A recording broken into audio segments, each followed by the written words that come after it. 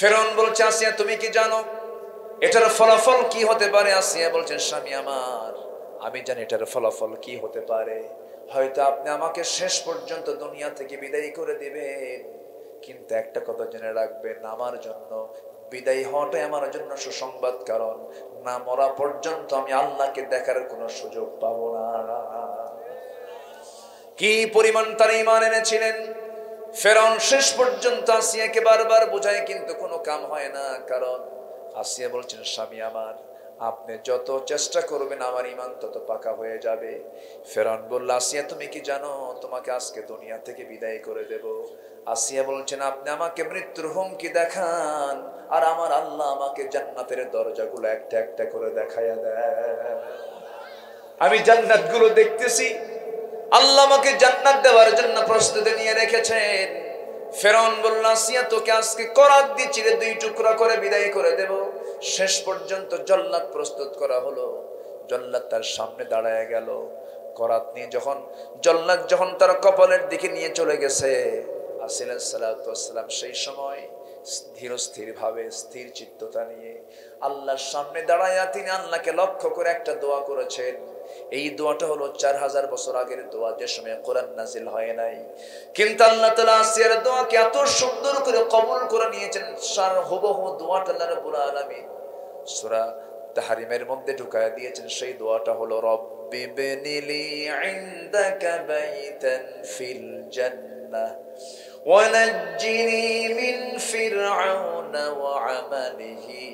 আল্লাহ তুমি আমার জন্য বানায় দিবা একটা ঘর। কয়টা ঘর বলে? উনি কিন্তু বেশি ঘর চান নাই।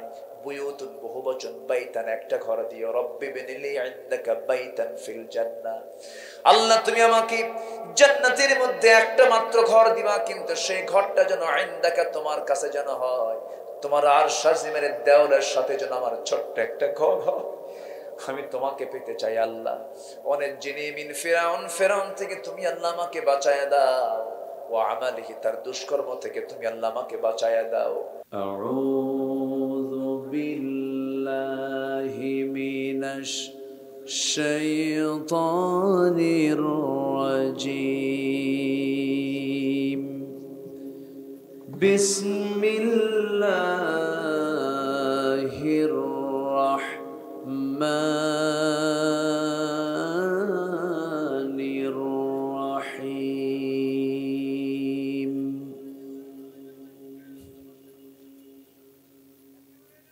والذين آمنوا وهاجروا وجاهدوا في سبيل الله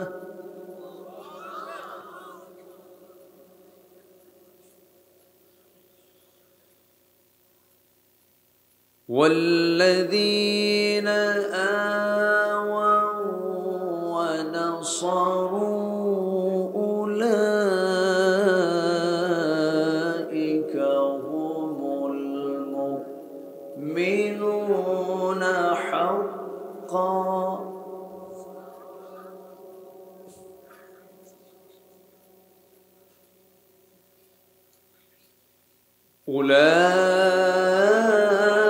أولئك هم المؤمنون حقا لهم مغفرة ورزق كريم.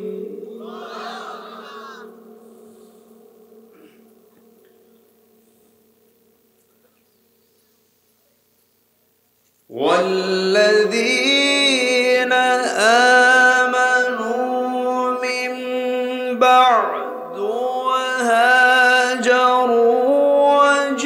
وجاهدوا معكم فأولئك منكم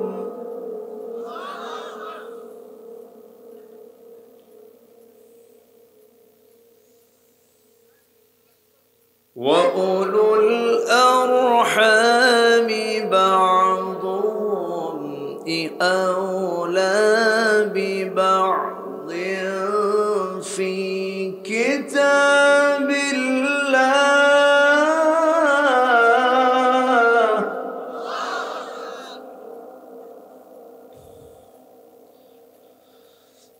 أولى ببعض في كتاب الله إن الله بكل شيء عليم.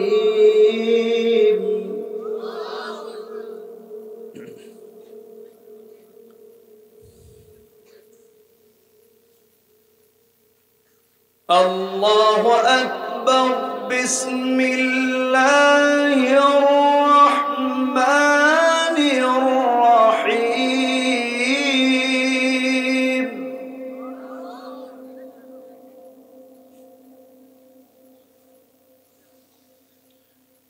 إن الله وملائكته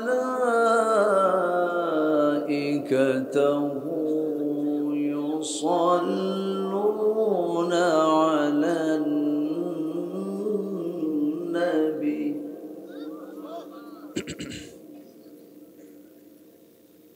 يا أيها الذين آمنوا صلوا عليه وسلموا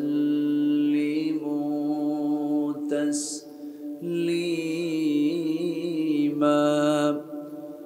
اللهم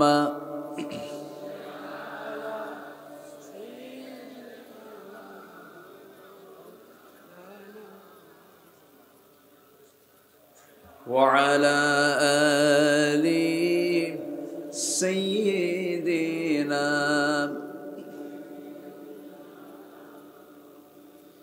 একটু মহব্বত দিয়ে নবীর প্রেমে মাতোয়ারা হয়ে জবান খুলে আওয়াজ দিয়ে সবাই বলুন আল্লাহুম্মা সাল্লি আলা সাইয়্যিদিনা মাওলানা মুহাম্মদ ওয়া আলা আলি সাইয়্যিদিনা।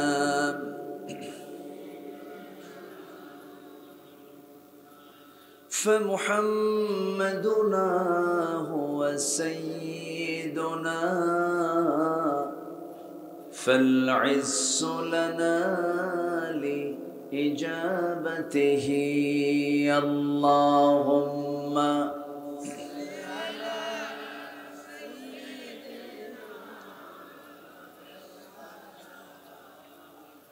وعلى آل سيدنا مولانا محمد بلغ العلا بكماله كشف التجى بجماله حسنت جميع خصاله. صلوا سورة يوسف بدار حكمة لقمان ما قارئ قرآن باري يهدي لسادمان ما بلغ العلا بكماله كشف التجى بجماله حسنت جميع خصاله.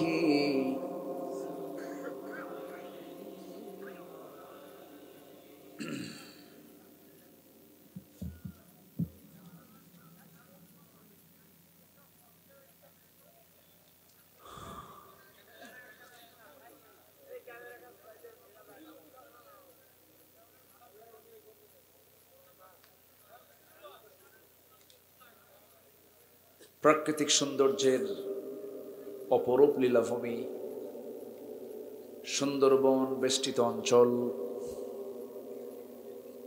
সুন্দরবন লাগোয়া খুলনা জেলার কয়রা উপজেলার কয়রা সিদ্দিকিয়া বহুমুখী ফাজিল ডিগ্রি মাদ্রাসা কর্তৃক আয়োজিত মাহফিল ইন্তেজামি কমিটি কর্তৃক আয়োজিত 50তম বার্ষিকী তাফসীরুল কোরআন মাহফিল 2024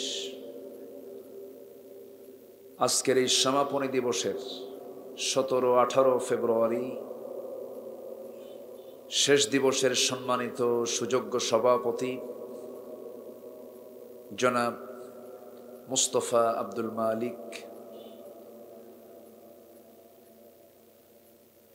অধ্যক্ষ অবসরপ্রাপ্ত কয়রা উত্তরচক আমিনিয়া কামিল মাদ্রাসা, আজকের এই প্রোগ্রামের বরেণ্য প্রধান অতিথি মাননীয় সাংসদ, আজকের এই মহৎ আয়োজনের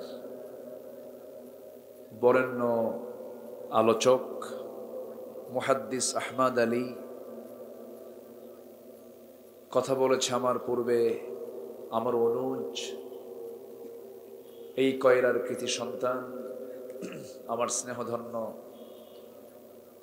মাওলানা রবিউল ইসলাম হাফিজাহুল্লাহ, উপস্থিত হাজরাত উলামায়ে কেরাম, ফদলায়ে ইজম, সুশীল সমাজ, জাতির শ্রেষ্ঠ সন্তান শিক্ষক মণ্ডলী, জাতির বিবেক সাংবাদিক বৃন্দ, সামনে উপস্থিত দূরে কাছের বিভিন্ন স্থান থেকে ছুটে আসা কালেমার ঝান্ডাবাহী, তাওহীদের পতাকাবাহী, দ্বীন ইসলামের নরসারদুল বীর মুজাহিদ, প্রাণ প্রিয় সম্মানিত দ্বীনি ভাইরা, আড়ালে বসে আছেন শ্রদ্ধেয়া সম্মানিতা মা বোনেরা, আলোচনার সূচনায় আনুষ্ঠানিকতার মধ্য দিয়ে আমার পক্ষ থেকে আবারও দিল খোলা সালাম, আসসালামু আলাইকুম ওয়া রাহমাতুল্লাহি তাআলা ওয়া বারাকাতুহু। সালামের জবাব একটু ভিজা ভিজা মনে হলো, ক্লান্ত মনে হয় সবাই। আসসালামু আলাইকুম ওয়া রাহমাতুল্লাহি ওয়া বারাকাতুহু। সবাই কেমন আছেন? আমাকেও প্রশ্ন করলেন উল্টা। আল্লাহ তাআলা আমাকে আপনার মতোই রেখেছেন, বলছি আলহামদুলিল্লাহ। সারাদিনের সকল কাজকর্মের ইতি টেনে ক্লান্ত শ্রান্ত দেহটাকে স্বস্তি দেবার জন্য যখন আমরা বিছানার দিকে চলে যাব, ঠিক সেই মুহূর্তে আমরা বসে আছি কোরআনের টানে, জান্নাতের বাগানে। যিনি আমাকে আপনাকে এমন সুন্দর আয়োজনে শামিল করলেন, সেই মহান রবের শানে বলে উঠছি আলহামদুলিল্লাহ। আবারও বলছি আলহামদুলিল্লাহ। চিৎকার মেরে বলছি আল্লাহুম্মা ইন্নী আসআলুকা আল হুদা ওয়াত তুকা ওয়াল আফাফা ওয়াল গিনা। সবাই বলি আল্লাহুম্মা লাকা আসলামতু ওয়া বিকা আমানতু ওয়া আলাইকা তাওয়াক্কালতু ওয়া ইলাইকা আনাবতু ওয়া বিকা খাসামতু। আমরা আল্লাহ তাআলার শুকর আদায় করে নিলাম। সম্মানিত হাজিরিন, অনেক রাত হয়েছে, যদি আপনি অনুমতি দেন আমাকে সময় দেওয়া যাবে তো নাকি? না নড়াচড়া করবেন? এলাকায় রাতে আলোচনা শোনার অভ্যাস আছে তো নাকি? আচ্ছা, তাহলে যদি আমাকে সময় দেন তাহলে আমি কথা বলতে পারবো। মানে হলো যদি আপনি বসে থাকেন। আসুন আমি সেখান থেকেই কথা বলবো যেখান থেকে আমি তেলাওয়াত দিয়ে শুরু করেছি। আল্লাহ তাআলা যে কালাম আমাকে আপনাকে দিয়েছেন, এই কালাম যদি আল্লাহ আমাকে না দিতেন, আমি আল্লাহকে চিনতাম? আসতে বলবেন না, চিনতাম। তাহলে চিনেছি কোন কিতাবের মাধ্যমে? কোরআনের মাধ্যমে। আচ্ছা, এটি একটু পিছনে নেওয়া যায় না? অনেকে দেখতে পাচ্ছে না। সোফাটা একটু পিছনে নিলে ভালো হয় না? একটু একটু খারাপ হন, একটু কষ্ট দিচ্ছে। আর আপনি একটু সরেন, এই মনিটর থেকে আপনাকে সরতে হবে, একদম পিছনে আসতে হবে আপনার। হ্যাঁ, মানুষ দেখতে পাচ্ছে না, ওই যে আবার পিছনে প্রবলেম। সবার দেখতে হবে, তাই না? কি খুশি হয়েছেন না আপনারা? আপনারা খুশি হয়েছেন না? আচ্ছা, না ক্যামেরা সরালে তো বেকায়দা। আমি বলি বলি বলি নিচু করলে আরেকজন দেখতে পাবে না, আপনার কপাল এটা ছিল। আমি বলি, এখন যদি এগুলোকে যদি ক্লোজ করেন, তাহলে আপনি শুনছেন 9 লাখ লাখ মানুষ, হাজার মানুষ, আর এই ক্যামেরার মধ্য দিয়ে শুনবে হলো কোটি কোটি মানুষ। সবই তো ঠিক, কিছুই তো ঠিক নাই। আবার ওই যে বিরক্ত হচ্ছেন, একটু ধৈর্য ধরেন সম্মানিত ভাইয়েরা। তাহলে আমরা আল্লাহকে চিনেছি, আমরা আল্লাহকে চিনতে পেরেছি যে কিতাবের মাধ্যমে। সেই কিতাবের নামটা কি বলেন তো? কোরআন কার কিতাব? এই কিতাবের সবার আগে আমরা পরিচয় পাই কার? আসতে বলবেন না, কার? আল্লাহর পরিচয়টা আমরা আগে পাই।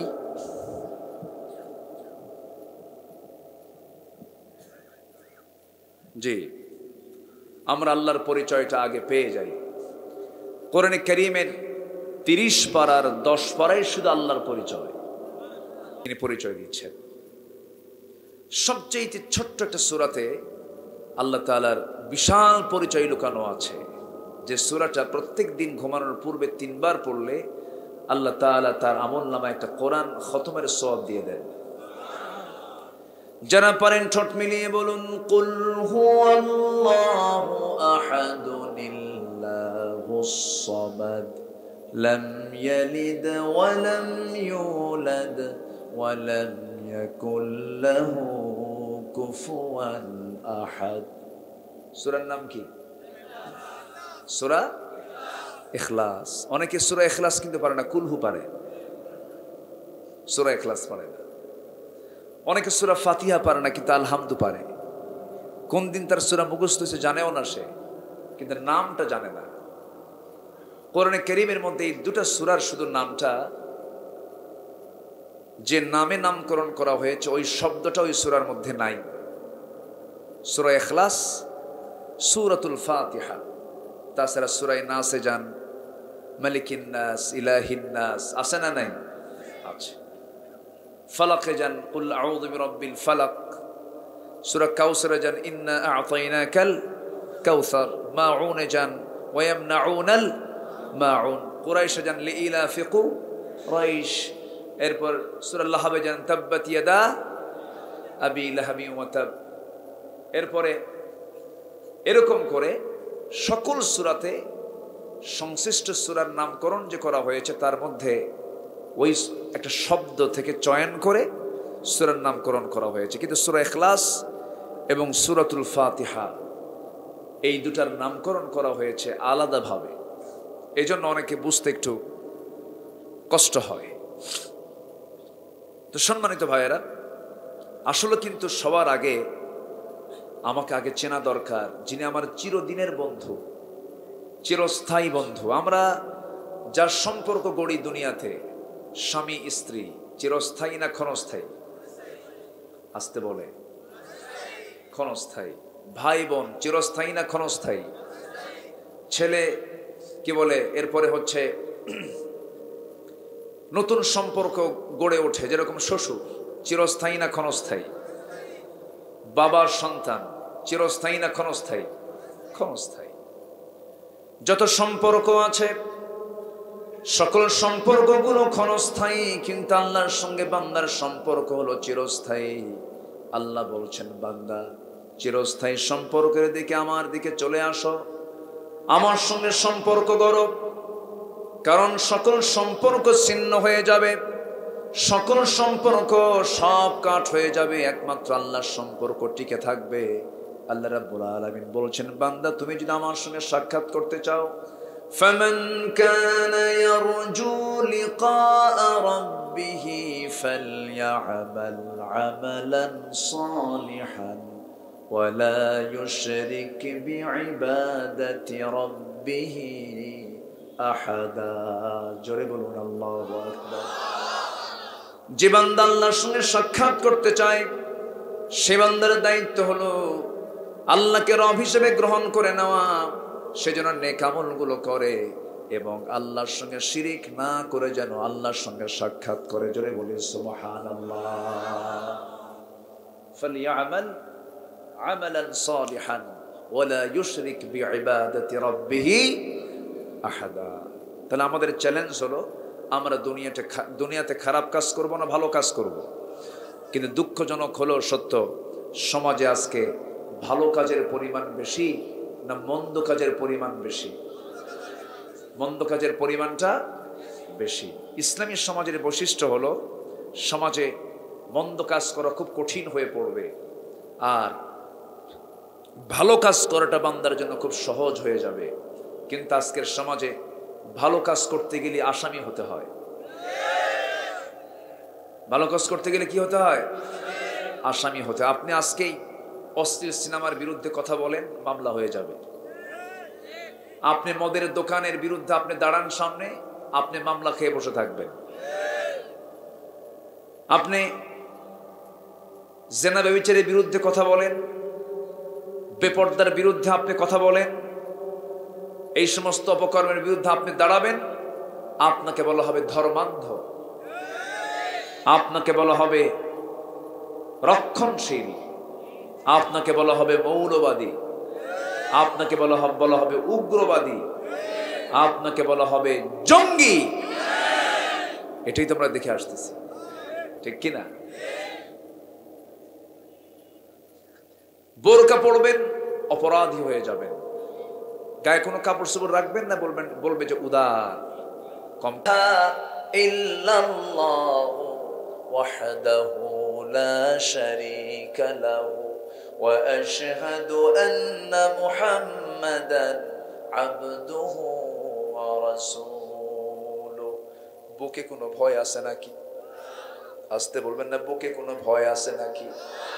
এই বুকে কারো ভয় থাকা যাবে নাকি? এই বুকে একমাত্র ভয় থাকতে হবে কার? আসতে বলবেন না, কার?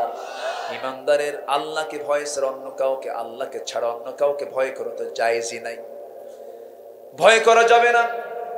আবু যর গফারি যখন এইরকম কালিমার স্বীকৃতি যখন দিয়ে দিলেন, সঙ্গে সঙ্গে ভীমরুলের চাকে মৌচাকে ঢিল মারলে যেমন সঙ্গে সঙ্গে সমস্ত ভীমরুলগুলো, মৌমাছিগুলো একসঙ্গে সে ধরে ফেলে, কট করে ফেলে, ঠিক তেমনি যখন তিনি কালিমার স্বীকৃতি দিয়েছেন, সব এসে মৌচাকে ঢিল মারার মতো হয়ে গেল, তাকে ধরে ফেললো। এমন ভাবে মারা শুরু করেছে, মারতে মারতে মারতে মারতে রক্তাক্ত অবস্থায় জমিনে পড়ে থাকলেন। আবু জেহেল কিছুক্ষণ পরে সে দেখে কাবার চত্বর কে যেন পড়ে আছে। আস্তে করে টান মেরে বলছে, এই যুবক, তোমার বাড়ি কোথায় বলো তো? যুবকটা বলতেছে, আমার নাম আবু যর, আমার বাড়ি হলো গেফার গোত্রের মানুষ, আমি গেফারে আমার বাড়ি, আমি গেফার গোত্রের মানুষ। সঙ্গে সঙ্গে আবু জেহেল বলছে, খবরদার।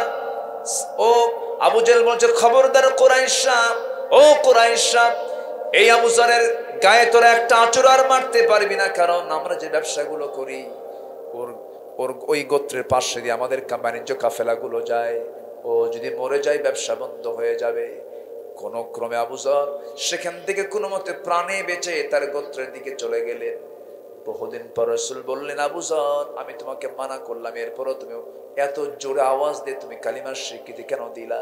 আবু যর বলছেন, ইয়া রাসূলুল্লাহ, এত বড় হক আমি কেমন করে গোপন করব? আমার মন চাচ্ছিল তারা যেন আমাকে মারতে মারতে আমার দেহের সব রক্ত যেন সব ঝরে ফেলে দেয়, আমি যেন শহীদ হয়ে যেন আল্লাহর জান্নাতে যেতে পারি।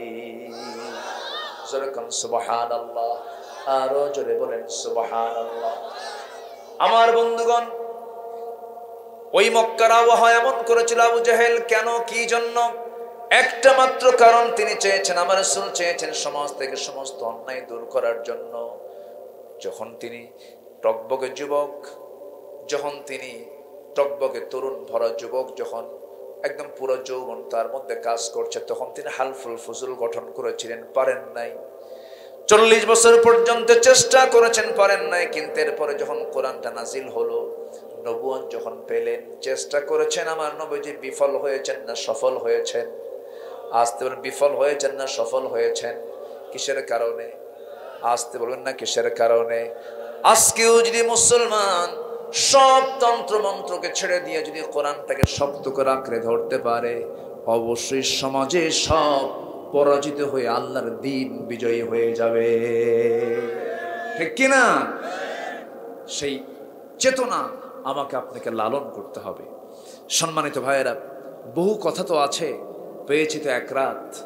আমি যতক্ষণ আছি আমাকে সময় দিচ্ছেন তো নাকি?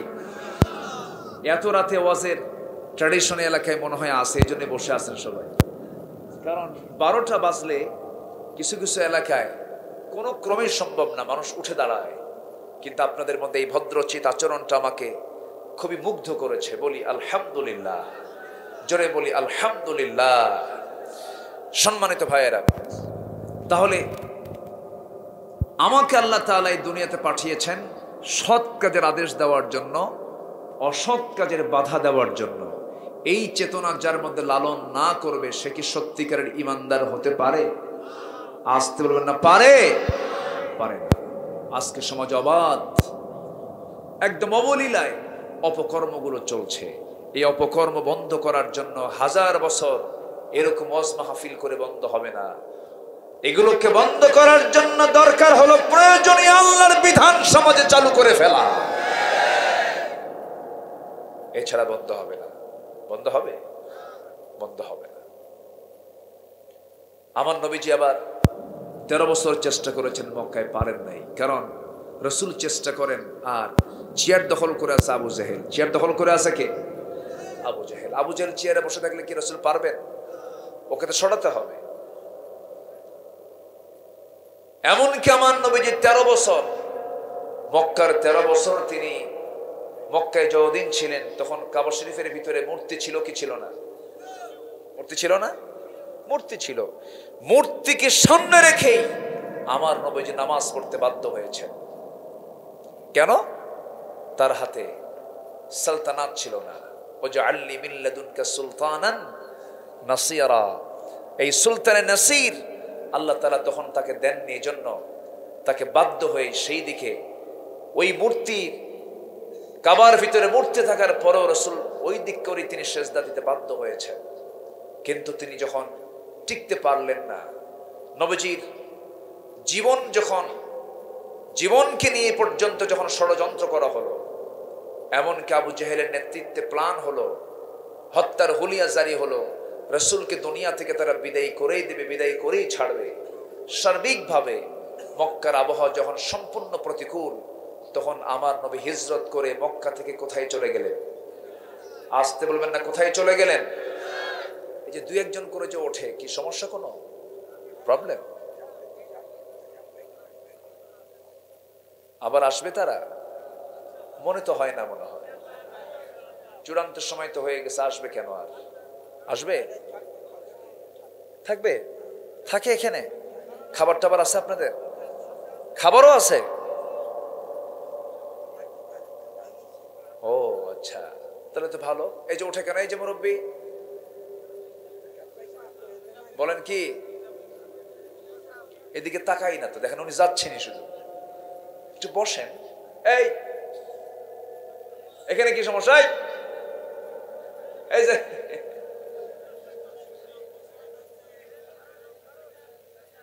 এরকম করলে তো সমস্যা। আবার এখানে উঠতেছে একজন, কি প্রবলেম? কি কিছু তো কয় না। সব কি চাপ? 1 নাম্বার। ও চাপে যাচ্ছেন? ও আচ্ছা, নিম্ন চাপ। নিম্নচাপ যদি খুব বেশি হয় একটু ইঙ্গিত দিবেন, নখটা উঁচু করবেন। এটা একটা ক্লাস। তো এখানে বসে যদি কেউ মজা না পান, যদি আপনার এখানে বসে যদি অস্থির অস্থির মনে হয়, তাহলে ভাবতে হবে ওয়াসওয়াসা দেওয়ার জন্য কেউ আসে মনে হয় নাকি? আসতে বলবেন না, আসে না? নাই মনে হয় কয় রাতে শয়তান আসে না? আসে। কয় রাতে শয়তান আসে? এরকম ভাঙ্গা রাস্তা দিয়ে আসবে শয়তান? আসে? আসে। একদিন মুসা আলাইহিস সালামের সামনে জিবরিল আমিন দাঁড়ায় আছে।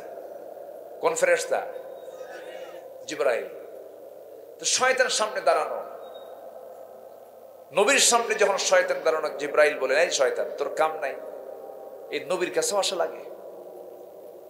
শয়তান কয়, আদম হাওয়া ছিল জান্নাতে, সেই জান্নাতের মধ্যে ঢুকে দুজনকে আমি ওয়াসওয়াসা দিলাম। তা আমি যদি জান্নাতে ঢুকে আদম হাওয়াকে যদি ওয়াসওয়াসা দিতে পারি, মুসা তো দুনিয়ায়, এতে কোনো বিষয় না। তাহলে ওয়াসওয়াসা দেওয়ার জন্য যদি আমার বাপ আদমকে জান্নাতে গিয়ে ওয়াসওয়াসা দিতে পারে, শয়তান তো কয়রা উপজেলা চেনে না? চেনে কি চেনে না? একটা লোক উঠবেন না। বসেন, আমি তো আসছি অনেক আগে, কিন্তু উঠতে আমার দেরি হয়ে গেছে। বসেছিলাম, আলোচনা চলছিল, একটু বসেন। সবকিছুই ধৈর্যের উপরে সবকিছু। আল্লাহ তাআলা নামাজের আগে বলেছেন, ইস্তাঈনু বিস-সাবরি ওয়াস-সালাহ। সবর, একটু ধৈর্য ধরে বসেন। কতই সময় লাগবে? আমি এই আয়াতগুলো ধরেছি, 4টা কাজ আমরা শিখে যাব আজকে। জোরে বলি ইনশাআল্লাহ। এরপরে আমি শেষের দিকে আস্তে আস্তে চলে যাব। হ্যাঁ, এটা সত্য যে 12টার পরে ওয়াজ মাহফিলে বসা মানে হলো পাগলির সাথে ঘর সংসার শুরু করা। কেমনে? বিয়ে করতে গেছে, বউ পাগল, আর ইজাব কবুল হয়ে গেছে, এখন তার উপায় নাই, সংসার তো করাই লাগবে। তো 12টার পরে একটু প্রবলেম হয়, আমিও বুঝতেছি। একটু বসেন, একটু ধৈর্য ধরেন।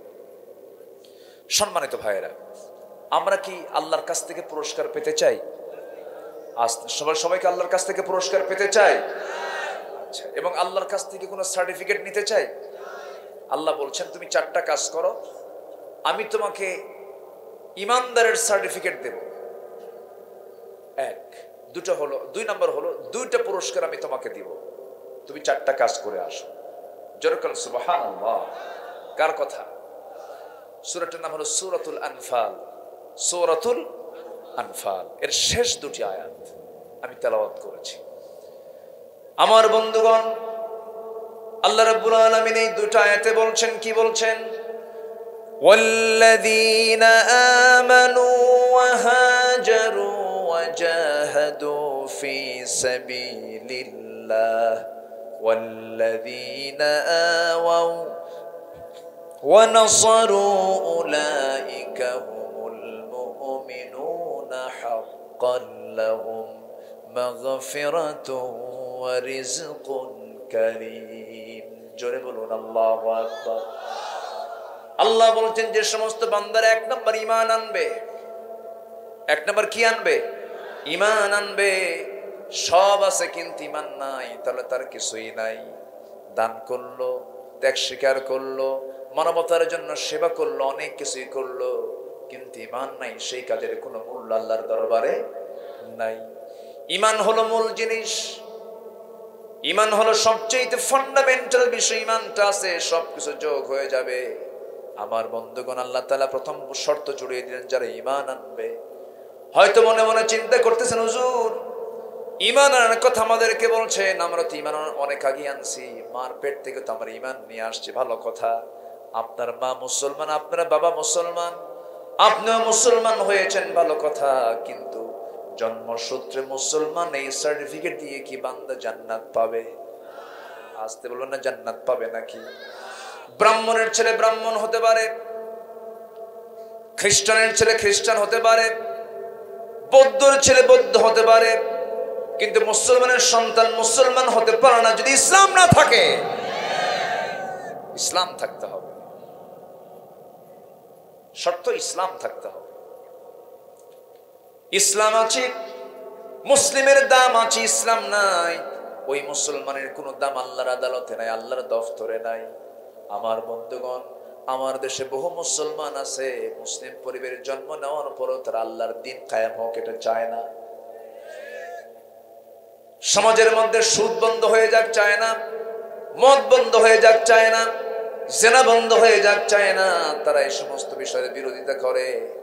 আমার বন্ধুগণ, আল্লাহ বলছেন ঈমানটা তোমার ভালো করে আনতে হবে। আংশিক মানবে, আংশিক মানবে না তা হবে না। দেখবেন এই যে সামনে রমজান চলে আসতেছে, রমজান আসলে পরে কিছু সিজনাল মুসল্লি বের হয়ে আসবে। কি মুসল্লি বলেন? সিজনাল মুসল্লি। মসজিদ ভরে যাবে, প্রথম কাতারে আসল মুসল্লির জায়গা নাই। সিজনাল মুসল্লির ঠেলায় মুসল্লি প্রথম জায়গা পায় না। এই সিজনাল মুসল্লি গুলো রমজান মাস যখন চলে আসে, ওই যে এক রমজান থেকে শুরু হয়ে যায় তার নামাজ পড়া। এত গভীর মনোযোগ দিয়ে নামাজগুলো পড়ে, মাঝে মাঝে হুজুর কিছু ভাড়া করে নিয়ে চলে মদিনার দিকে, মক্কার দিকে চলে যায়। টাকা পয়সা আছে তো চলে গেল মক্কায়। হুজুরকে নিয়ে গিয়ে বলতেছে, হুজুর আপনার আপ ডাউন সমস্ত টিকিট ফ্রি, আপনি আমার জন্য একটু দোয়া করে দিবেন। আপনি আমাকে নিয়ে আসছেন মদিনায়, মক্কায় নিয়ে আসছেন, শুনেছি প্রত্যেক রাকাতে আল্লাহ তাআলা 1 লক্ষ গুণ সওয়াব বেশি দেন। সারা বছর নামাজ পড়ে না, অন্তত একটা মাস আদায় করে সারা বছরের হকটা আদায় করি। কথা বোঝেন নাই? এরকম কিছু সুবিধাবাদী আছে না নাই? আচ্ছা, রমজান মাস চলে গেল, ওমরা করে ফিরে আসলো। আবার এমন ওমরাকারী আমার দেশে আছে, দেশে সিনেমা করে, নাটক করে। ওমরা করতে যাইয়া দোয়া চাই সবার কাছে, প্রিয় দেশবাসী আমি তো ওমরা করতে আসছি, সবাই আমার জন্য দোয়া করবেন, আমি যেন ওমরা করে যেন দেশে ফিরে সিনেমার বাকি কাজ সম্পূর্ণ করতে পারি। আছে না এরকম? আছে না এরকম বুজুর্গ? আছে না? আছে। সারা জীবন পরনারীকে নিয়ে নাচানাচি করলো, সিনেমা করলো, নির্বাচন চলে আসলো, মসজিদের মেম্বারে বসে টুপি মাথায় দিয়ে ভোট চায়। এরাই হচ্ছে ভণ্ড প্রতারকেরা।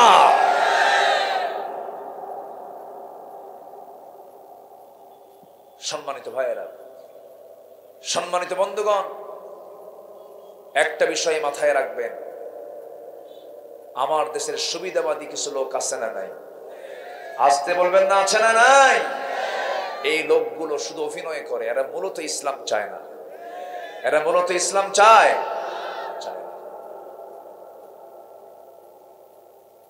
আমার বন্ধুগণ, ইসলাম কেমন করে যাবে? নিজে তো ইসলাম বোঝে না, নিজে তো কোরআনটা পর্যন্ত পড়তে পারে না।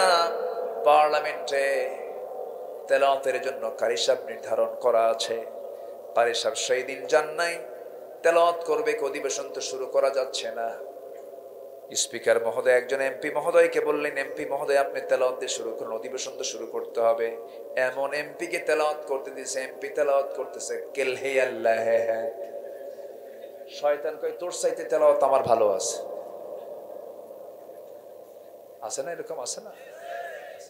আসসালামু আলাইকুম, বিসমিল্লাহির রহিম, আছে না নাই? কি যোগ্যতা? বিসমিল্লাহ বলতে পারে না, সালামটা দিতে পারে না, সূরা ইখলাস পড়তে পারে না। জাতির নেতৃত্ব দেবা কেমনে? তোমাদের মধ্যে ন্যূনতম কোনো যোগ্যতা নাই, নাই, নাই। কষ্ট পাচ্ছেন? আবার বলে হুজুররা জানে কি? হুজুররা কি জানে? আর ওরা আবার খুব ইসলাম জানে। একজন আবার মুহাদ্দিসা একজন পার্লামেন্টে দাঁড়ায় বলে, মাননীয় স্পিকার আমরা কি হাদিস শরীফ পড়ি নাই?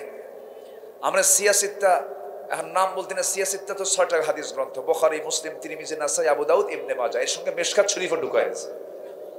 মুহাদ্দিসা 15টা বছর ধরে জন্মের গান গাইছে পার্লামেন্টে। এবার চান্স নাই, এবার আর ফাটাতে পারবে না, তুই বাইরে ফাটা, ঠিক কিনা?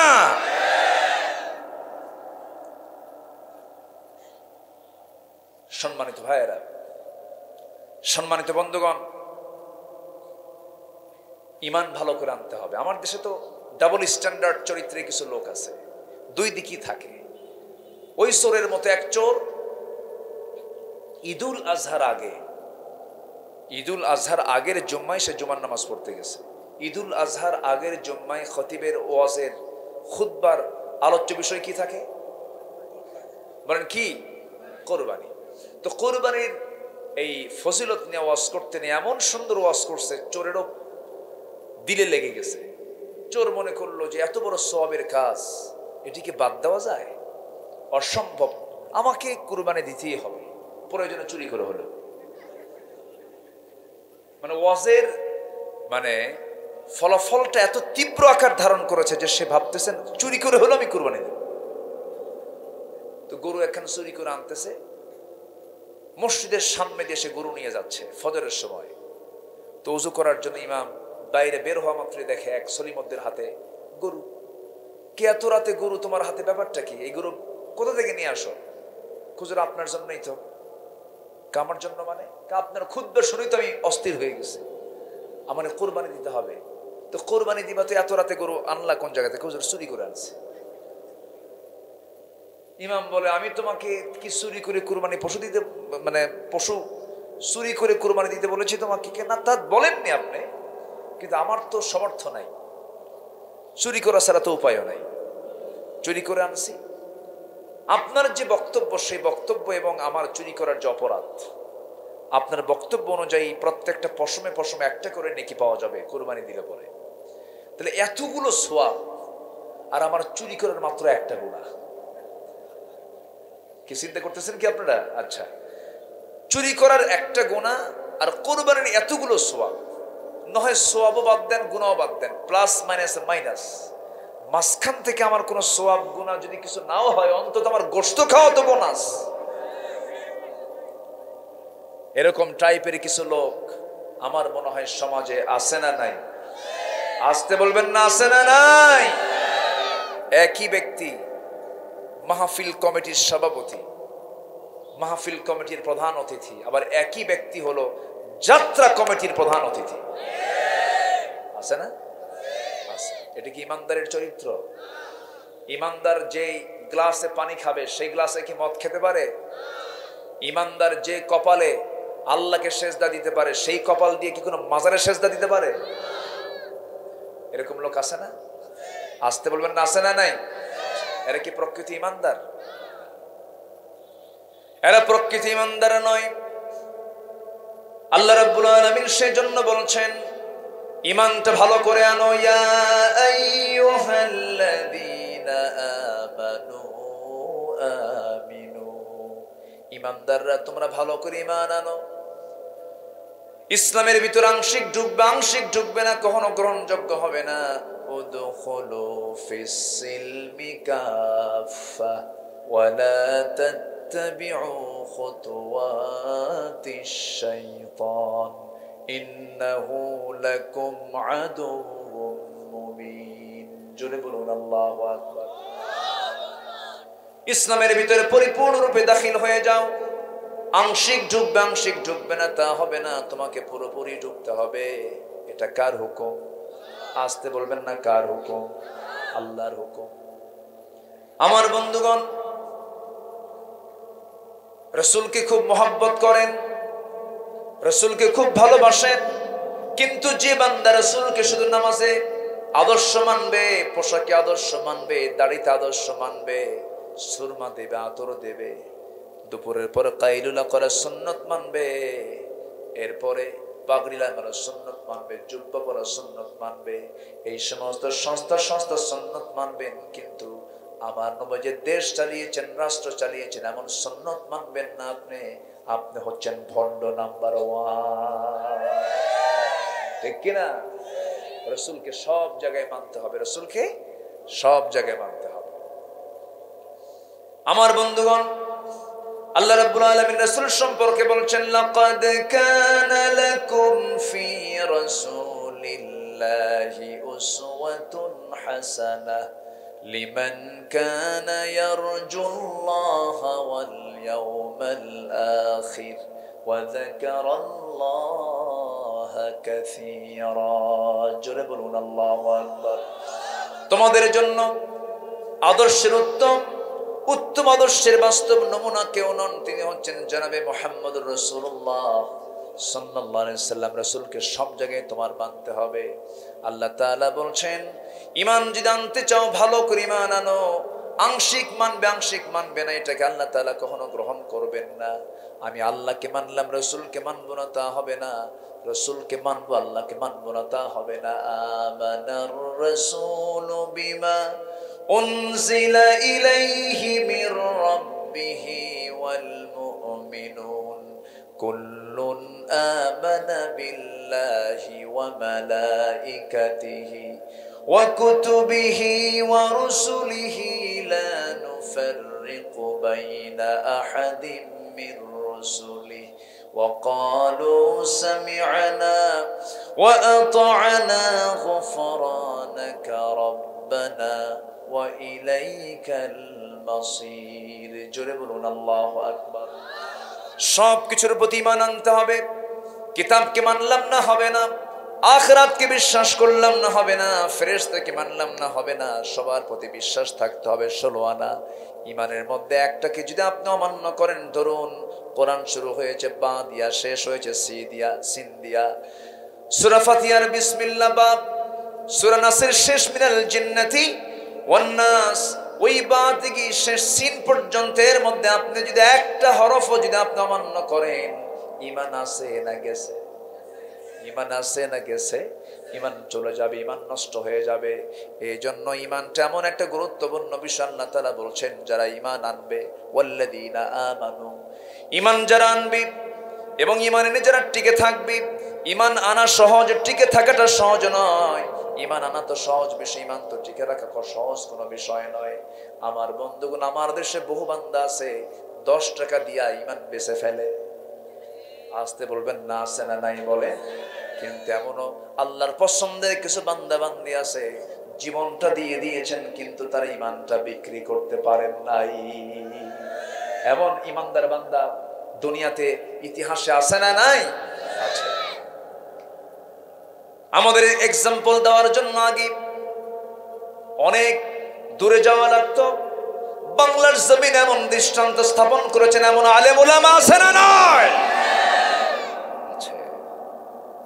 এমন কোন অফার নাই যা দেওয়া হয় নাই। আমাদের পাখি, কোরআনের পাখি, এই পাখিটা 50টা বছর ধরে এই কোরআনের দাওয়াত দিলেন, শত সহস্র বিধর্মী কালিমা করে মুসলমান হলো। আহারে, এই লোকটা কেমন কোন অফার দেওয়া হয় নাই, যে অফার গুলো গ্রহণ করলে পরে তার দুনিয়ার কোনো সমস্যা হতো না। কিন্তু পাখিটা বলেছেন আমি খাঁচায় বন্দি আছি, আমার কোনো দুঃখ নাই, কিন্তু আখিরাতে জাহান্নাম থেকে আমার বাঁচা হলো সবচাইতে বড় চ্যালেঞ্জ। জোরে বলেন সুবহানাল্লাহ, আরো জোরে বলেন সুবহানাল্লাহ। পাখিটা খাঁচা থেকে মুক্ত হয়ে বিদায় হয়ে গেছে। আমরা তার জন্য দোয়া করি, আল্লাহ তুমি তার কবরটাকে জান্নাতের টুকরা বানায় দাও। আমার বন্ধুগণ, আমার দ্বীনি ভাইরা, কোরআন তেলাওয়াত করতে রক্ত ঝরাতে হয় না। কোরআন তেলাওয়াত করতে রক্ত ঝরানোর কোনো প্রয়োজন হয় না। কোরআন তেলাওয়াত করবেন, মানুষ বাহবা দেবে। কোরআন তেলাওয়াত করবেন, আন্তর্জাতিক পুরস্কার পাবেন। কোরআন তেলাওয়াত করবেন, বিশ্ববিজয়ক হয়ে চলে আসবেন, আপনাকে লক্ষ লক্ষ কোটি কোটি টাকা পুরস্কার দিয়ে দেবে। কোরআন তেলাওয়াতে ঘাম ঝরানো লাগে না, কোরআন তেলাওয়াতে রক্ত ঝরাতে হয় না। কিন্তু সেই কোরআন প্রতিষ্ঠার সংগ্রাম করতে গেলে রক্ত দিতে হয়, জীবন দিতে হয়, জেল খাটতে হয়, ঠিক কিনা? সেই কোরআন প্রতিষ্ঠার জন্য যদি বুকের তাজা রক্ত ঢেলে দিতে হয়, সবাইকে রাজি আছেন? রাজি আছেন কারা কারা? হাত উঁচু করে দেখেন মুসলমান।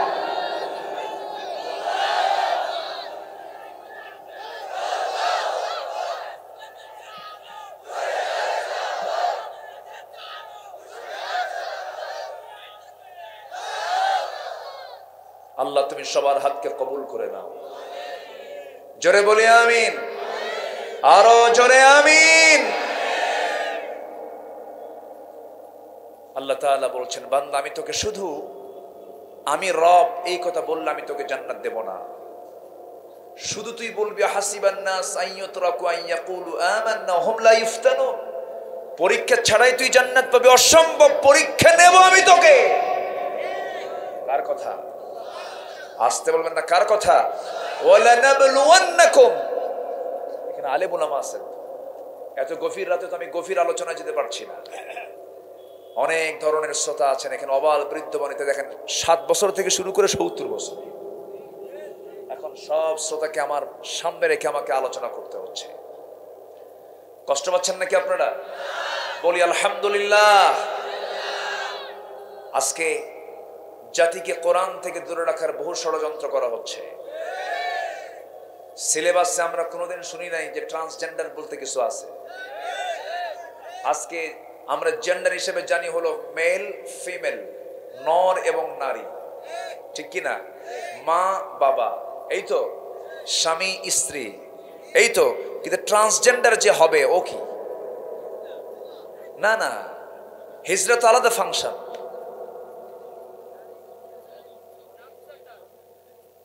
ট্রান্স মানে কি?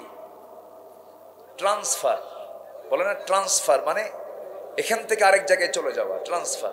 যেরকম শিক্ষক থাকলেন না, বদলি হলেন, ট্রান্সফার, বদল হওয়া, চেঞ্জ হওয়া। কি হবে? রহিম রহিমা, ঠিক আছে না? হাবিব হাবিবা। আর ট্রান্সজেন্ডারের নাটকের যার নামটা আসছে সেটা হল শরীফ।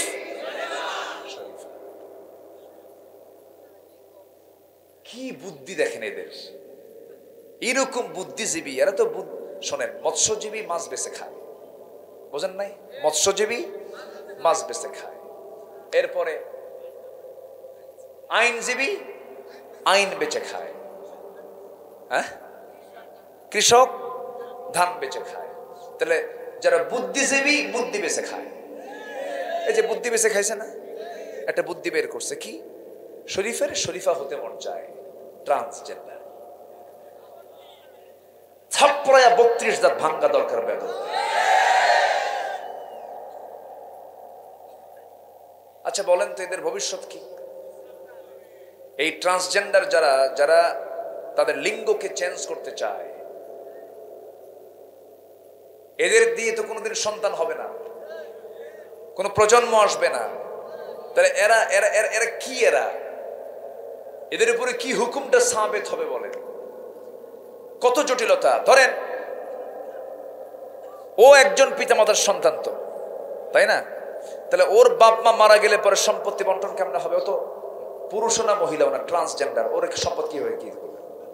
তখন কি হবে জানেন? আমি শরীফ। কারণ শরীফও হইলে অর্ধেক সম্পত্তি পাবে। তখন কি হবে? আমি শরীফ। তাহলে এগুলো ভণ্ডামি না বলেন তো? এগুলো ভণ্ডামি না? এগুলো ওলামা এখানে বসে আছেন 6000 বছর আগের একটা ঘৃণিত জঘন্য একটা অপরাধ কওমে লূতের সময় হয়েছিল। সমকামিতা, পুরুষ পুরুষের দিকে আকৃষ্ট হওয়া, নারী নারীতে আকৃষ্ট হওয়া। পুরুষ পুরুষকে বিয়ে করবে, নারী নারীকে বিয়ে করবে, ওদের জন্য সে অস্থির হয়ে যাবে। এই যে একটা ওয়াসওয়াসা শয়তানের, এই সমকামিতাকে ইউরোপ আমেরিকার বহু দেশে তারা সংসদ আইন আকারেও পাশ করেছে। ইভেন ভারতেও তাদের প্রস্তুতি পর্ব প্রায় শেষ। ওরা চাচ্ছে এই দেশেও সমকামিতাকে কেমনে প্রমোট করা যায়। আমার দেশেও কিছু ধ্বজভঙ্গ বদমাইশ আছে না নাই? কিছু বদমাইশ আছে না নাই? এরা চাচ্ছে এটাকে প্রমোট করার জন্য, প্রতিষ্ঠিত করার জন্য। আবার ওইদিকে ব্রিটেনের একজন প্রধানমন্ত্রী, প্রেজেন্ট ওয়ার্ল্ডের, এই এখনো উনি প্রধানমন্ত্রী আছেন, ঋষি সুনাক। যদি অন্য ধর্মের মানুষ, প্রত্যেকের মধ্যে তো কিছু মানবতা বোধ থাকে। ঋষি সুনাক তিনি বললেন, a man is a man, A women is a women, that's just a common sense. একটা পুরুষ একটা পুরুষ, একটা নারী একটা নারী, এটা বোঝার জন্য বুদ্ধিজীবী হওয়া লাগে না, একটা কমন সেন্সটাই যথেষ্ট। ঠিক কিনা বলেন? পুরুষ নারীতে আকৃষ্ট হবে, এটা ন্যাচারাল, এটা হতে পারে। নারী পুরুষ আকৃষ্ট হবে, এটা ন্যাচারাল, এটা হতে পারে। আল্লাহ তাআলা এটাকে শরীয়ত আকারে বৈধ করে দিয়েছেন। শরীয়ত মেনে বৈধতা নিয়ে চলে আসো, কোনো সমস্যা নাই। কিন্তু এটা কোন আচরণ? এই সমকামিতা একমাত্র মানুষ ছাড়া, কিছু অমানুষ ছাড়া কোন শুকুর কুকুরের মধ্যেও নয়। এগুলোর বিরুদ্ধে আমাদের প্রতিবাদের ঝড় তোলার দরকার আছে না নাই? আমরা সজাগ থাকবো, সচেতন থাকবো। জোরে বলি ইনশাআল্লাহ, আর জোরে বলি ইনশাআল্লাহ। সম্মানিত ভাইয়েরা, সম্মানিত বন্ধুগণ, 4টা কাজ। 1 নম্বর হলো ঈমান আমরা এনেছি, ঈমানের উপরে টিকে থাকবো। জোরে বলি ইনশাআল্লাহ। আল্লাহ রাব্বুল আলামিন আরেক জায়গায় বলছেন আয়াতের অনুকূলে, ইন্নাল্লাযীনা ক্বালু রাব্বুনাল্লাহু সুম্মা মাস্তাকামু তাতানাজ্জালু আলাইহিমুল মালাইকা আল্লা তাখাফু ওয়া লা তাহজানু ওয়া আবশিরু বিল জান্নাতিল্লাতী কুনতুম তুআদুন। জোরে বলুন আল্লাহু আকবার।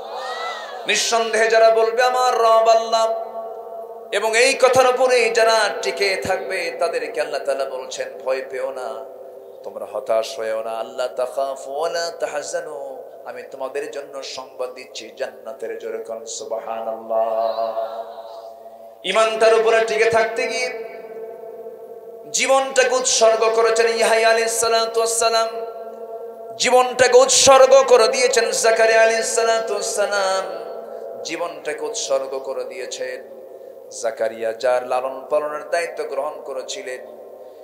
আমার বন্ধুগণ, মারিয়াম আলাইহিস সালাতু ওয়াস সালামের যদিও জীবনটা উৎসর্গ করে দিতে হয় নাই, কিন্তু বিশাল বড় তিনি পরীক্ষা দিয়েছেন। সেই পরীক্ষায় তিনি ফেল করেছেন না পাশ করেছেন? পাশ করেছেন। জীবন উৎসর্গ করে দিয়েছেন ফেরাউনের বউ, ফেরাউনের পত্নী। ওই মহিলার নাম কি সবাই বলেন? আসিয়া আলাইহিস সালাতু ওয়াস সালাম। জীবনটা হাসতে হাসতে তিনি করাতের তলে মাথা রেখে দুনিয়া থেকে বিদায় নিলেন। সংসার ছাড়লেন, সব কিছু ছাড়লেন, কিন্তু ঈমানটা তার থেকে ছাড়াতে পারে নাই। জোরে কোন সুবহানাল্লাহ। মাহফিলে মা বোন কেমন আসছেন জানি না, মা বোনরা আজকে মাহফিলে কেমন আসছেন আমি জানি না, তবে মা বোনদেরকে আমি দৃষ্টি আকর্ষণ করে বলতে চাই, মা একটু কান লাগান। আপনার চরিত্র হতে হবে আসিয়ার মতো, আপনার চরিত্র হতে হবে খাদিজার মতো, আপনার চরিত্র হতে হবে আম্মা জান আয়েশার মতো, আপনার চরিত্র হতে হবে ফাতিমার মতো। কিন্তু খাদিজার চরিত্র আপনার মধ্যে কেমনে আসবে? এদেশের অধিকাংশ মহিলাগুলোর গোটা রাত কেটে যায় ইন্ডিয়ান সিরিয়াল দেখে দেখে। কেমনে হবে আপনার চরিত্র? হলো চোখটাকে বাঁচাতে হবে, চোখের জিনা থেকে বাঁচতে হবে, চোখের গুনাহ থেকে বাঁচতে হবে। খারাপ কোন দৃশ্যগুলো দেখা যাবে না, সিরিয়ালগুলো দেখা যাবে না। আহারে আগের যুগের মাদের কি অবদান ছিল দেখেন। আমি আসিয়ার কথা যখন বলি ফেললাম, একটু বলেই ফেলি, সবাই ইতিহাসগুলো জানেন, এরপরে বললে একটু ভালো লাগে, জজবা সৃষ্টি হয়ে যায়। আসিয়া কার বউ? বলেন কার বউ? ফেরাউন কি সাধারণ একজন প্রজা না রাজা?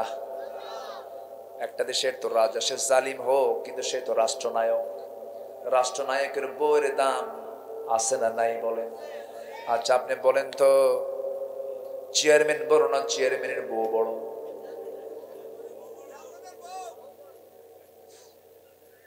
ভালো করে কন, চেয়ারম্যান বড় না চেয়ারম্যানের বউ বড়?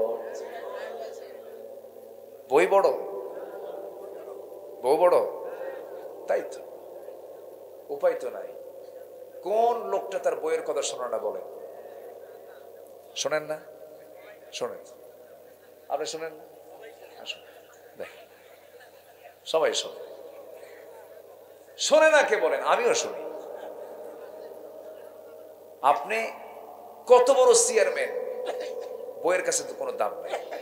আপনি কত বড় নেতা, বইয়ের কাছে ওগুলো কোনো কাহিনী চলবে না। আপনি কত বড় হুজুর, তুমি কত বড় হুজুর আমার জানা আছে, বসো, একদম দরবার মিটাইয়া দেয়। বইয়ের কথা কে না শোনে? সবাই শোনে। তাহলে বলেন ফেরাউনের বউ হওয়া মানে কি? এটা কি ছোটখাটো কোনো পদ? বিশাল বড় পদ। সবাই তো বইয়ের কথা শোনে। এক রাজা প্রজাদের মাঝে ঘোষণা করছে, যে প্রজা বইয়ের কথা শোনে তাদেরকে একটা করে ডিম দেওয়া হবে, আর যে প্রজারা বইয়ের কথা শোনে না তাদেরকে একটা করে ঘোড়া দেওয়া হবে।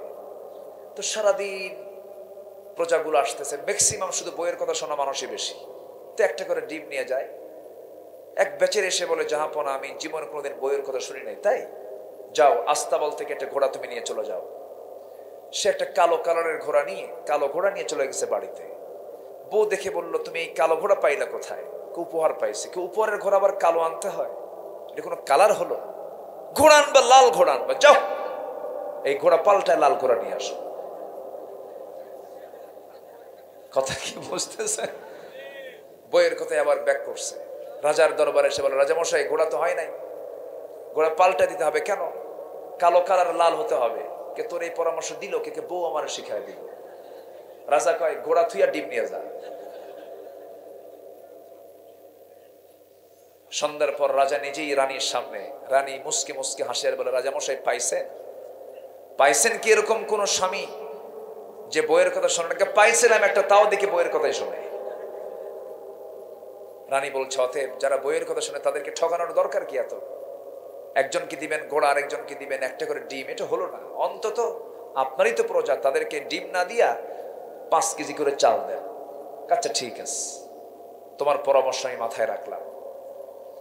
পরের দিন দরবারে মন্ত্রী পরিষদ বৈঠকে উজিররা বলতেছে, রাজামশাই কি সিদ্ধান্ত আপনি নিলেন? কে দেখো, আজকের থেকে যারা বইয়ের কথা শুনে তাদেরকে ডিম না দিয়ে 5 কেজি করে চাল দেওয়া হোক।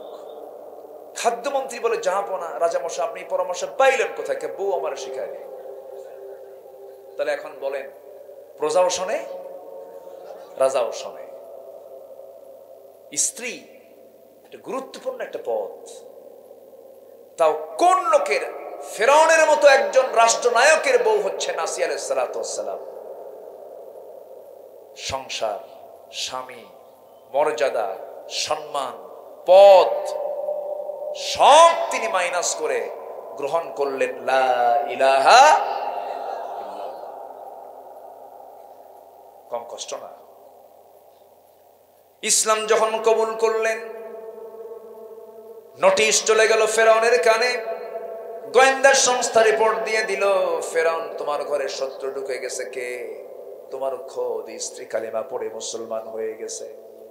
ভিতরে ঢুকি বলছে, স্ত্রী আসিয়া, আমি তোমাকে কম সম্মান দেই না, আমি তোমাকে কি দেই নাই, সব কিছু দিয়েছি, কিন্তু তুমি আমার সঙ্গে এমনটা আচরণ করবে আমি এটা কখনো কল্পনাও করি নাই। তুমি নাকি কালিমা পড়েছ। আসিয়া বলছেন, স্বামী আমার, আপনি আমাকে নিয়ে সন্দেহ করছেন কেন? আপনি নিঃসংকোচে বলতে পারেন আমি একজন মুসলমান। যেরকম সুবহানাল্লাহ। ফেরাউন বলছে, আসিয়া তুমি কি জানো এটার ফলাফল কি হতে পারে? আসিয়া বলছেন, স্বামী আমার, আমি জানি এটার ফলাফল কি হতে পারে। হয়তো আপনি আমাকে শেষ পর্যন্ত দুনিয়া থেকে বিদায় করে দিবেন, কিন্তু একটা কথা জেনে রাখবেন, আমার জন্য বিদায় হওয়াটাই আমার জন্য সুসংবাদ, কারণ না মরা পর্যন্ত আমি আল্লাহকে দেখার কোনো সুযোগ পাবো না। কি পরিমাণ তার ঈমান এনেছিলেন! ফেরাউন শেষ পর্যন্ত আসিয়াকে বারবার বোঝায়, কিন্তু কোনো কাম হয় না। কারণ আসিয়া বলছেন, স্বামী আমার, আপনি যত চেষ্টা করবেন আমার ঈমান তত পাকা হয়ে যাবে।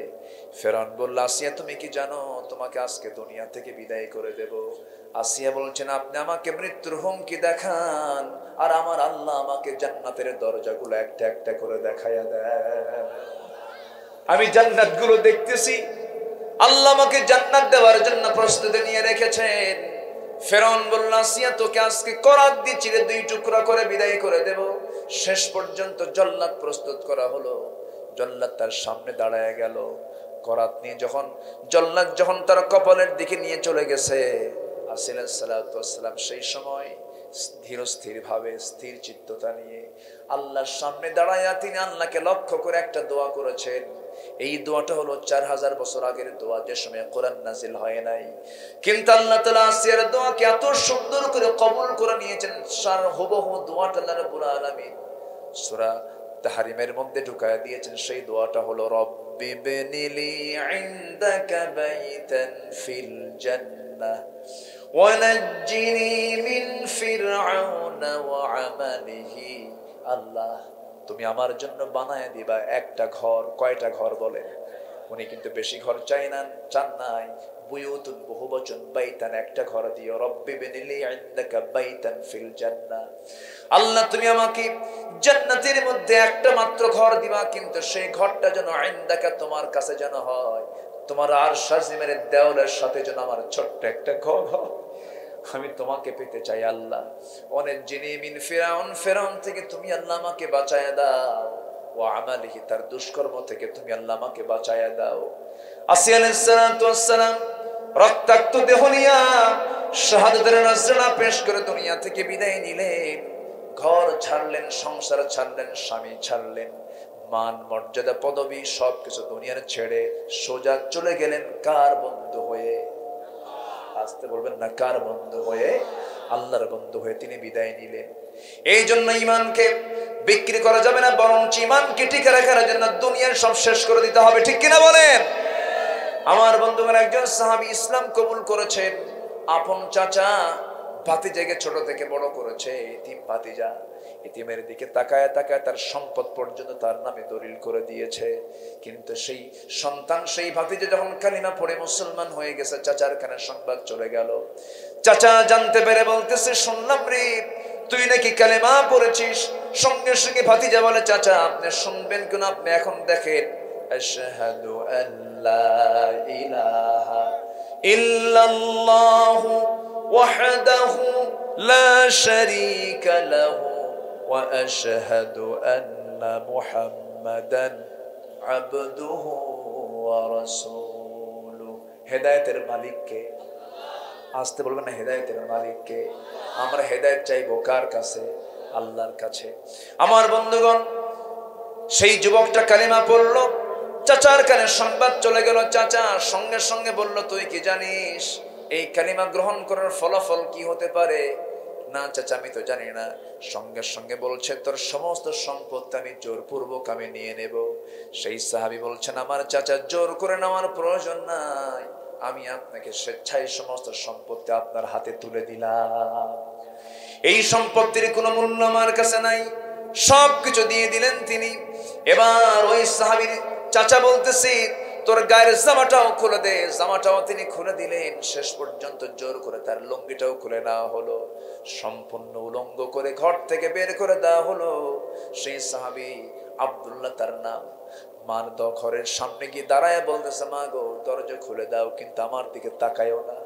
আমি আজকে ইমানটা এনেছি, ইমান আনার কারণে আমার চাচা আমাকে বস্ত্রহীন করে উলঙ্গ করে লুঙ্গিটা পর্যন্ত খুলে নিয়েছে। ও আমার মা, দেখো তো ঘরের মধ্যে কোনো চাদর আছে নাকি? ছোট্ট একটা চাদর, যা দিয়ে কোনো মতো সতর ঢাকে, এমন একটা চাদর তার দিকে লক্ষ্য করে ফিকে মারা হলো। তিনি তারপরে সতরটা ঢেকে নিলেন। বলছেন, মা, ও আমার মা, আমাকে বিদায় দিয়ে দাও, আমি চলে গেলাম মদিনার দিকে। সব দরবার ছাড়বো, কিন্তু নবীর দরবার ছাড়বো না মা, আমি চলে গেলাম। ওই সময় শীতকাল ছিল, প্রচন্ড শীতকাল। ওই সাহাবী গোটা রাত হেঁটে হেঁটে মদিনার দিকে চলে গেছে। তার বাড়িটা ছিল মক্কা মদিনার ঠিক মাঝখান বরাবর। মদিনায় গিয়ে পৌঁছে গেলেন। নবীর দরবারে গিয়ে দরজায় গিয়ে যখন নক করলেন, দরজায় নক করার সঙ্গে সঙ্গে দরজা খুলে গেছে। নবীজি দেখেন গায়ে কিছু নাই, একজন লোক দাঁড়ানো। কিচ্ছু বললেন না, ভিতরে গেলেন। নিজের গায়ের দুটো সুন্দর জুব্বা তিনি হাতের মধ্যে নিয়ে বলছেন, যুবক, এই শীতকালে তোমার গায়ে কোনো কাপড় চোপড় নাই, কারণটা কি?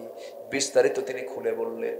নবীজি কেঁদে ফেলে বলছেন, ও আমার সাহাবীরে, চিন্তা করো না, তোমার চাচা তোমাকে বস্ত্রহীন করেছে, আমি নবীজি আমার নিজের গায়ের জুব্বা আমি তোমাকে দিয়ে দিলাম।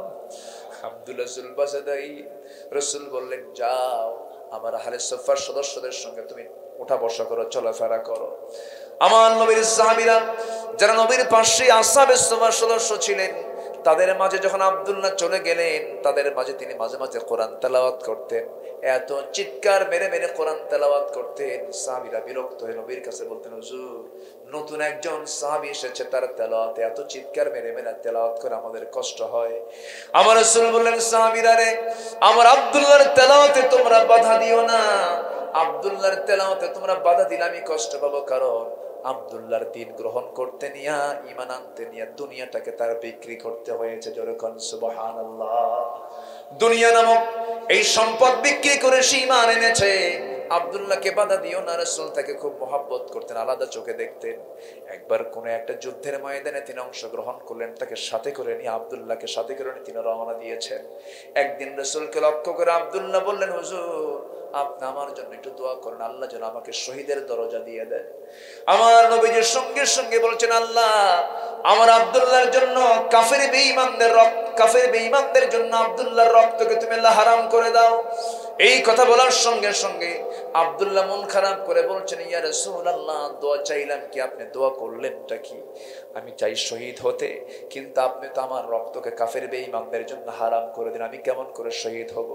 রাসূল বলছেন, আব্দুল্লাহ রে, চিন্তা করিস না, ওয়া ইম্মা তাআলা ফিরাশিহি, কোন ইমানদারের মওত যদি বিছানায় হয়, শহীদের তামান্না যদি তার মধ্যে লালন হয়, আল্লাহ তাকে শহীদের দরজা দিয়া তাকে জান্নাত দিয়ে দেন। জোরে কোন সুবহানাল্লাহ। চিন্তা করিস না আব্দুল্লাহ, কোন এক অভিযানে রাসূল সবার আগে আব্দুল্লাহর খোঁজ নিলেন। দেখো তো আব্দুল্লাহ কোথায়। আব্দুল্লাহকে সঙ্গে করে নিয়ে তিনি যুদ্ধের ময়দানে চলে গেলেন। যুদ্ধ শেষ করে যখন আমার নবী ফিরবেন, হঠাৎ করে রাস্তার মাঝে নবীর কানে সংবাদ গেল, হুজুর ওই যে আব্দুল্লাহ জুলবাসাদাইন খুব অসুস্থ হয়েছে। নবীজি টেনশনে পড়ে বলছেন, সাহাবীরা খবরদার, আমার এই সাহাবীর যত্ন নিতে যেন তোমার কেউ কোনো যেন বিন্দু পরিমাণ কোনো দুর্বলতা পোষণ না করো, কেউ যেন এটা বেখিয়াল না হও। আমার আব্দুল্লাহর দিকে তোমরা অত্যন্ত সেবার দিক থেকে উন্নত সেবা তোমরা তার জন্য প্রস্তুত করে ফেলো। 3 দিন যেতে না যেতেই আব্দুল্লাহর ব্যাপারে নবীর কাছে রিপোর্ট চলে আসলো, হুজুর আমাদের আব্দুল্লাহ আমাদের মাঝে আর নাই, দুনিয়া থেকে বিদায় নিয়েছে। আমার নবীজি চোখের পানি আর আটকাতে পারলেন না, কাঁদতে কাঁদতে বলছেন, ও সাহাবীরা, আমার আব্দুল্লাহ জুলবাসাদাইন দুনিয়া থেকে বিদায় নিয়েছে, আমরা এখানে দাফন করব, কিন্তু আমি কাউকে জানাজা পড়তে দেব না। আব্দুল্লাহর গোসলটা সম্পূর্ণ করাও, আব্দুল্লাহর জানাজার দায়িত্ব আমি রাসূল আজকে নিজে পালন করব। জোরে কোন সুবহানাল্লাহ। আমার নবীজি জানাজার প্রান্তরে হাজির হলেন। হাজার হাজার সাহাবী জানাজায় অংশগ্রহণ করেছেন। রাসূল জানাজা শেষ করার পর রাসূল কেঁদে কেঁদে বলছেন, সাহাবীরা, আমার আব্দুল্লাহর দাফন করার জন্য কবরটা কোথায় খনন করেছে? হুজুর ওই যে পাহাড়ের চিপায়। রাসূল বললেন, সাহাবীরা, আমাকে তোমরা সবাই মিলে কবরের সামনে নিয়ে যাও। কবরের সামনে রাসূল চলে গেলেন। এবার বললেন, শোনো সাহাবীরা, জানাজা পড়াইছি আমি এবং কবরে দাফন করব আমি। আমার আব্দুল্লাহর কবরে আমি আজকে কাউকে নামতে দেব না। রাসূল বলেন, আমি নিজে নামবো। রাসূল নিজে নামলেন। নামার পরে বলছেন, আবু বকর এই দিকে আসো, ওমর এই দিকে আসো। আমার নবীজির ডান পাশে আবু বকর নেমে গেলেন। ওই কবরের মাটিতে বাম পাশে নেমে গেছেন ওমর ফারুক রাদিয়াল্লাহু তাআলা আনহু। নবীজি তার বরকতি দুটো হাত সামনের দিকে আগায় দিয়ে বলছেন, সাহাবীরা, আমার আব্দুল্লাহর লাশটা আমার হাতে দাও। আমার নবীজি নিজের হাতে নিলেন। আবু বকরকে বললেন, আবু বকর মাথাটা ধরো। ওমরকে বলছেন, ওমর তুমি পাটা ধরো। আমার নবীজি দুজন সাহাবীকে নিয়ে আব্দুল্লাহর লাশটা কবরে শোয়া দিলেন। চেহারা কিবলামুখী করে দিলেন, মুখের বাঁধনটা খুলে দিলেন। মুখের বাঁধন খুলে দিয়া বুকে হাত রেখে দোয়া করছে, আল্লাহ, এ আব্দুল্লাহ তোমার প্রতি ঈমান আনতে গিয়ে দুনিয়া বিক্রি করে দিয়েছিল। হে আব্দুল্লাহ, তোমার খুশির জন্য দুনিয়ার সমস্ত মায়া জাল ত্যাগ করেছিল। এই আব্দুল্লাহ আজকে শেষ সময় পর্যন্ত তোমাকে সন্তুষ্ট করতে গিয়ে আজকে দুনিয়া থেকে বিদায় হলো। আমি বিশ্ব নবী এই মুহূর্ত পর্যন্ত আমি আব্দুল্লাহর উপরে রাজি আছি, সন্তুষ্ট আছি। আল্লাহ মেহেরবানি করে তুমি আব্দুল্লাহকে মাফ করে দাও। এই দোয়া করার সময় একজন সাহাবী পাগলের মতো হয়ে গেলেন। পাশে দাঁড়ানো একজন সাহাবী ছিলেন সাদ ইবনে আবি ওয়াক্কাস। চিৎকার মেরে বলছেন, ও আল্লাহ, আমার মতো পোড়া কপাল বান্দা এই দুনিয়াতে আর কেউ নাই। আজকে আমি সাদ বিন আবি ওয়াক্কাস জীবিত সাদ না হয়ে আমি যদি মরা সাদ যদি হয়ে যেতাম, শহীদ যদি হতাম, আজকে আব্দুল্লাহর জায়গায় ওই লাশটা তার না হয়ে যে আমার হতো, আমার জীবনটা ধন্য হতো। কারণ আব্দুল্লাহর কবরের মধ্যে জগতের 3 জন সেরা মানুষ তার কবরে নামায় তাকে দাফন দিতেছে। যেরকম সুবহানাল্লাহ। ইমানের মর্যাদা আছে না নাই? আসতে বলবেন না, আছে না নাই? ইমানের মর্যাদা আছে, ইমানটাকে টিকে রাখতে হবে। আমার মা আসিয়ার মতো হতে হবে, আব্দুল্লাহ বিন জুবাইরের মার মতো হতে হবে। আব্দুল্লাহ বিন জুবাইরের মা হচ্ছেন আমার নবীজির স্ত্রী আম্মা জান খাদিজার বড় বোন আসমা বিনতে আবু বকর সিদ্দিক রাদিয়াল্লাহু তাআলা আনহা। আমার নবীজির হাওয়ারি ছিলেন জুবাইর ইবনে আওয়ামের স্বামী আব্দুল্লাহ। জুবাইর ইবনে আওয়ামের স্ত্রী হচ্ছেন আসমা রাদিয়াল্লাহু তাআলা আনহা। সেই জুবাইরের ছেলে হলো আব্দুল্লাহ, আসমা বিনতে আবু বকরের ছেলে হচ্ছে আব্দুল্লাহ। হাজ্জাজ বিন ইউসুফ জালিম শাসকের সময় যখন জালিম শাসক মুসলমানদের কি হত্যা করে কান কেটে নিচ্ছে, নাক কেটে নিচ্ছে, চোখ তুলে নিচ্ছে, এমন সময় আব্দুল্লাহ বিন জুবাইর আমার নবীর স্ত্রী আম্মা জান আয়েশার বড় বোন, তার মা আসমার কাছে যখন এসে বলছে, মা আসমা শোনো, তুমি কি জানো যোদ্ধাদেরকে হাজ্জাজ বিন ইউসুফের লোকেরা চোখ তুলে নিচ্ছে, কান কেটে নিচ্ছে, হাত পা কেটে নিচ্ছে। ও মা, তোমার তো বয়স বহু হয়ে গেছে, আমি কি সেই যুদ্ধে যাব নাকি? তুমি বলো, আমাকে অনুমতি দাও। তুমি অনুমতি দিলে যাব, না দিলে আমি সেই যুদ্ধে অংশগ্রহণ করব না। সঙ্গে সঙ্গে আসমা বিনতে আবু বকর বলছেন, আমার কলিজার টুকরা আব্দুল্লাহ শোন, তুই যে আমাকে বলছিস জালিম শক্তি ইসলামের মুজাহিদদের কান কেটে নিচ্ছে, চোখ তুলে নিচ্ছে, নাক কেটে নিচ্ছে, এমন প্রশ্ন তুই আমাকে করিস কেন? আমি তোকে একটা কথা বুঝাই দিই, সঙ্গে আমার সন্তান, একটা ছাগল জবাহ করার পর সেই ছাগলটা কিমা করে খাবে, না ভুনা করে খাবে, না ঝোল করে খাবে, না ফ্রাই করে খাবে, ছাগল কি টের পায় না? কি রে, কেন তা তো টের পায় না। মা হয়ে সন্তানকে বলে, তুই যুদ্ধের ময়দানে অংশগ্রহণ করে তুই শহীদ হয়ে যাবি, তোর লাশটা পড়ে থাকবে, তোর লাশ কান কাটবে না, নাক কাটবে, তুই তো টের পাবি না রে, তুই তো শহীদ হয়ে জান্নাতে চলে যাবি।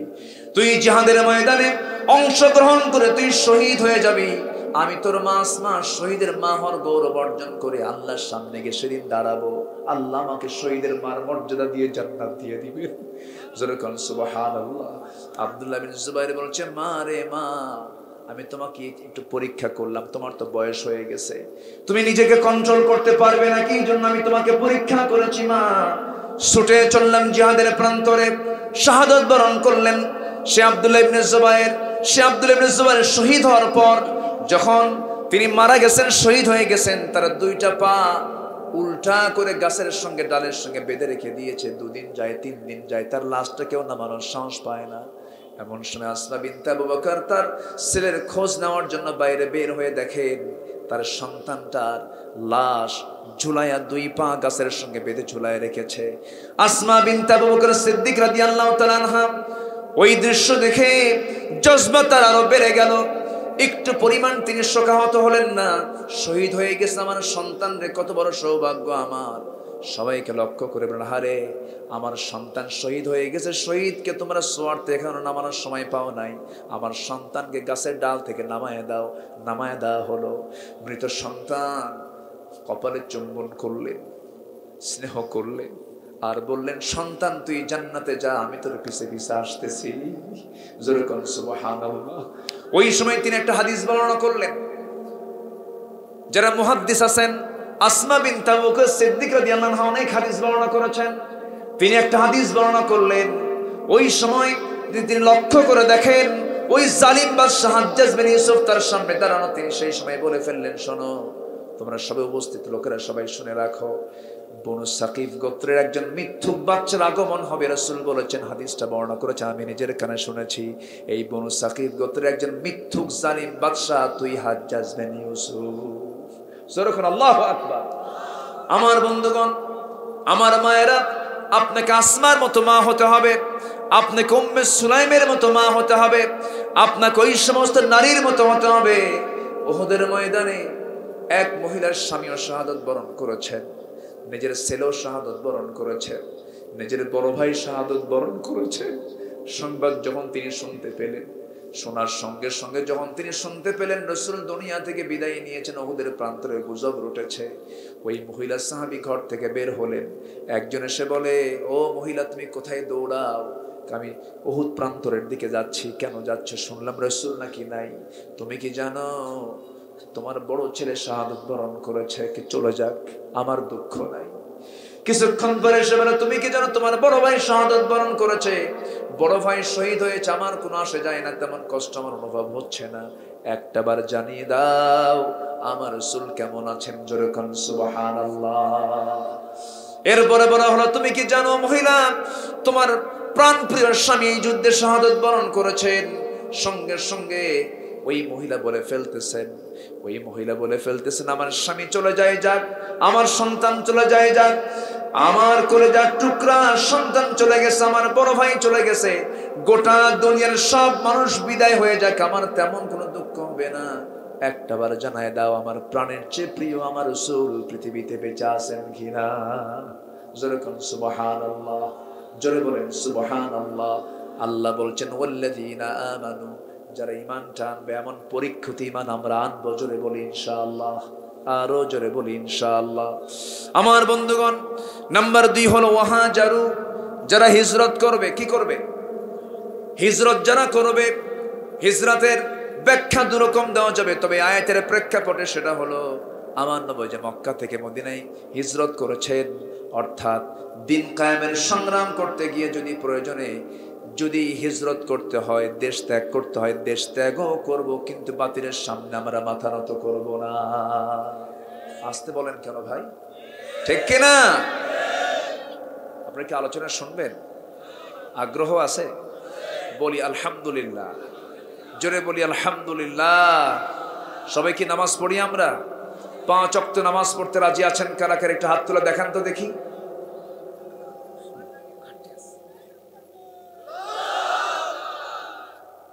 সবাই বলি ইয়া আল্লাহ।